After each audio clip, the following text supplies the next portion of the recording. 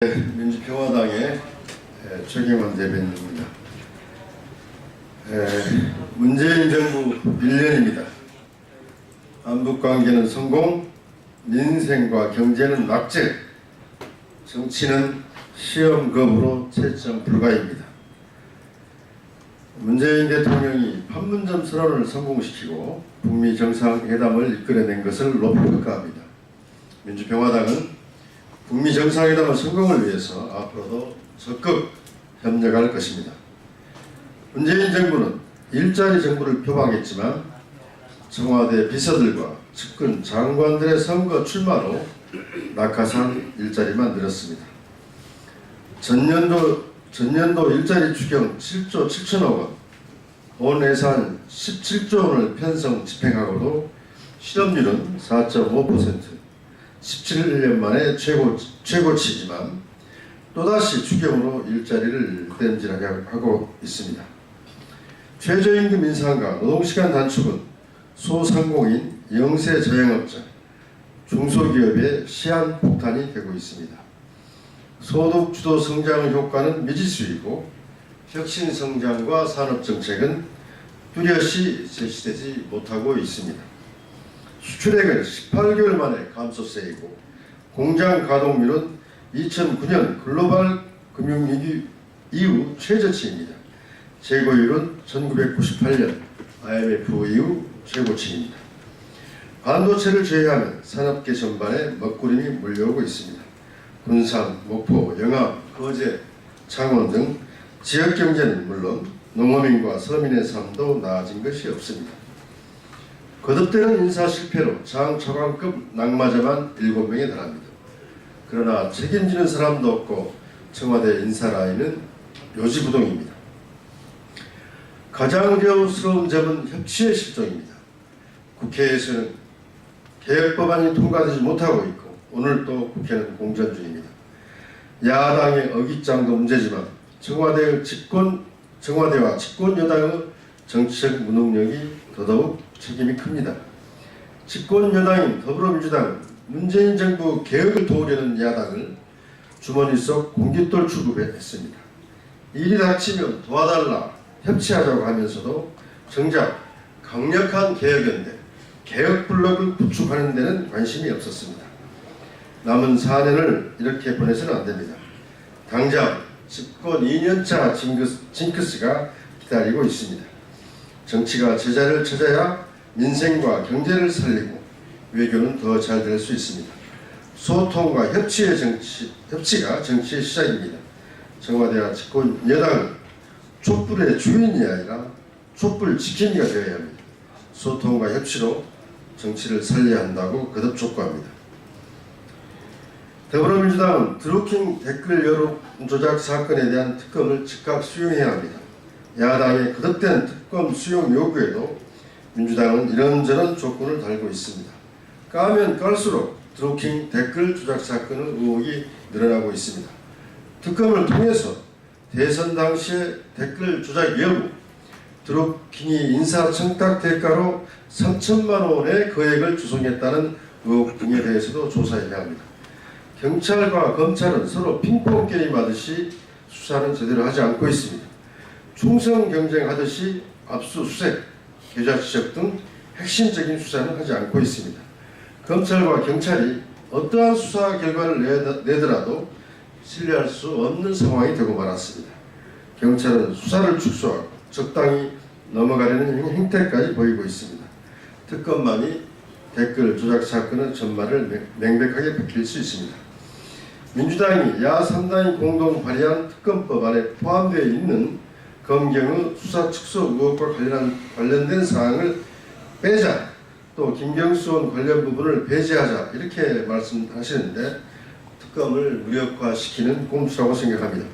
김경수 의원 본인은 특검 조사를 받겠다고 하는데 정작 더불어민주당은 빼자고 하니 이해할 수가 없습니다. 의혹이 있다면 특검을 통해 조사하는 것이 마땅합니다. 조건부 수용, 차기 지도부에 위임하겠다는 민주당의 태도는 특검 수용을 거부하는 꼼수에 불과합니다. 당당하게 특검을 수용할 것을 거듭 촉구합니다. 예, 오늘 열린 한일중 정상회담에서 4.27 판문점 선언에 대한 중국과 일본의 지지와 협력을 얻어낸 것은 큰 성과입니다. 어제는 김정은 국무위원장이 중국 대련에서 시진핑 중국 국가주석을 만나 정상회담을 가졌습니다. 북미 정상회담을 앞두고 동북아 외교전이 펼쳐지고 있습니다. 미국은 북한과의 회담을 앞두고 완전한 비핵화를 영구적 비핵화로 문턱을 높였습니다. 대량 살상 무기 문제, 인공위성 발사 중단 문제까지 의제를 확대하고 있습니다. 오늘은 미국이 이란 협정 탈퇴를 선언해 북한에 대한 압박 강도가 높아지고 있습니다. 이런 미국의 대북한 압박과 김정은 위원장의 갑작스런 중국 대련 방문은 서로 무관하지 않다고 봅니다. 무엇보다 북미 정상회담을 통해 완전한 비핵화가 합의되고 그 이행 방안을 마련하는 것이 중요합니다. 비록 지금 북미 간 힘겨루기와 신경전이 진행되고 있지만 김정은 위원장이 폼페이오 국무장관을 초청하고 폼페이오 장관이 방북한 것에서 보듯이 북미 간 대화 의지는 확고한 것으로 보입니다. 폼페이오 국무장관의 방북을 계기로 빠른 시일 내 북미 정상회담 날짜와 장소를 확정 발표해서 주변의 우려를 불식시켜 주시기를 기대합니다.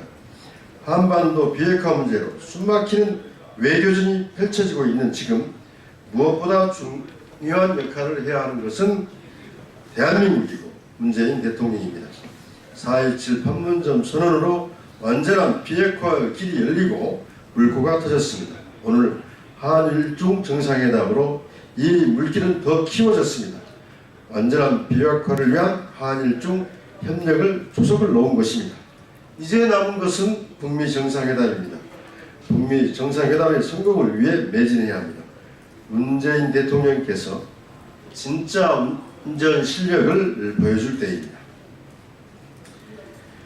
5.18 38주년을 앞두고 그동안 숨겨진 당시 계엄군이 자행했던 인면수심의 만행들이 밝혀지고 있습니다. 5.18 당시 대학생이었던 김선옥 씨는 계엄사에 연행돼 65일간 구금되어 폭행과 고문을 받다가 석방 하루 전날 성폭행을 당했습니다. 이후 아버지는 교직에서 쫓겨나고 어머니는 충격으로 세상을 떠났습니다. 한 사람의 인생이, 한 가족의 삶이 통째로 풍비박산났습니다. 또 당시 한 여고생은 귀갓길에 공수부대 5명에게 집단 성폭행을 당했습니다. 그 충격으로 정신병원에 입원했고 결국 속세를 등지고 승려가 되었습니다. 현재까지 행방불명 상태입니다. 당시 계엄군의 만행을 규탄하는 거리방송을 했던 차명숙 씨는 보안사령부에 붙잡혀가서 보안대와 상무대 영창을 오가며 10여일간 극심한 고문을 당했습니다. 현재까지도 고문 후유증에 시달리고 있습니다. 방 안에서 잠을 자지 못하고 거실에 형광등을 켠 채 눈을 붙여야 할 정도로 폐쇄 공포증이 심각한 상태입니다. 5.18 당시 성폭력과 고문을 당했던 여성들의 피해 사실들은 제대로 기록되지도 않았고 밝혀지지도 않았습니다. 38년간 상처와 후유증에 시달리며 숨기고 살아오다 이제야 용기를 낸 것입니다. 이러한 계엄군의 만행들은 상부의 용인 없이는 있을 수 없는 일입니다. 이번에 제정된 5.18 진상규명 특별법에 따라 9월에 출범하는 5.18 진상조사위원회에서 지금까지 숨겨왔던 계엄군의 만행들을 낱낱이 밝혀내야 합니다. 진상조사 대상에 인권유린에 대한 조사가 포함되어 있지만 필요하다면 진압군의 성폭행 만행도 조사 대상으로 명시하는 법 개정안을 낼 계획입니다. 5.18 진상조사위원회의 철저한 조사를 통해 계엄군의 만행에 피해를 입은 여성들의 한을 풀어줘야 합니다. 그리고 가해자들을 찾아내 반드시 단죄해야 합니다. 네, 이상입니다.